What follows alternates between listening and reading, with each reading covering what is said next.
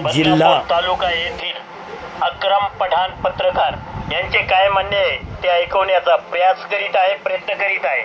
मित्रांनो, भारत सरकारचे केंद्रीय राज्यमंत्री श्री रावसाहेब दानवे पाटील बदनापूर शहरातील नागरिकांनी व कर्तव्यदक्ष पोलीस अध्यक्ष, अप्पर पोलीस अध्यक्ष, पोलीस उपाध्यक्ष आणि स्थानिक गुन्हे शाखेचे पोलीस निरीक्षक यांनी विशेष लक्ष देऊन पोलीस निरीक्षक सुदाम भागवत आणि बदनापूर शहरातील वार्ड क्रमांक 11 मधील रहिवासी महाराष्ट्र मुस्लिम तेली परिषदेचे अध्यक्ष ॲड अक्रम खान पठाण यांचे संभाषण ऐकायला पाहिजे व आम्ही भाजपचे केंद्रीय राज्यमंत्री श्री रावसाहेब दानवे पाटील यांना सहकुटुंब मतदान केल्याने आणि जालना लोकसभा मतदारसंघातील भाजपाचे उमेदवार केंद्रीय राज्यमंत्री रावसाहेब दानवे पाटील विजयी होणार असल्याची पोस्ट समाज माध्यमावर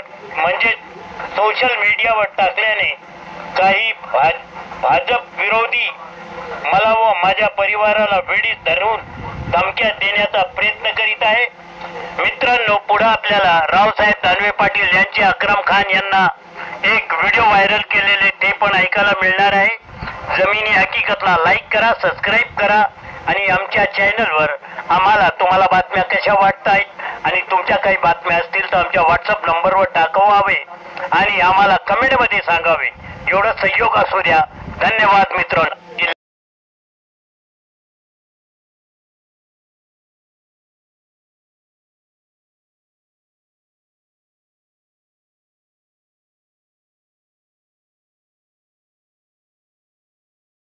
नमस्कार, अक्रम खान पठाण जी, मी जालना लोकसभा मतदारसंघाचा उमेदवार म्हणून आपणास आव्हान करतो की या देशाचे पंतप्रधान नरेंद्रभाई मोदी यांना आपल्याला तिसऱ्यांदा या देशाचे पंतप्रधान करायचे।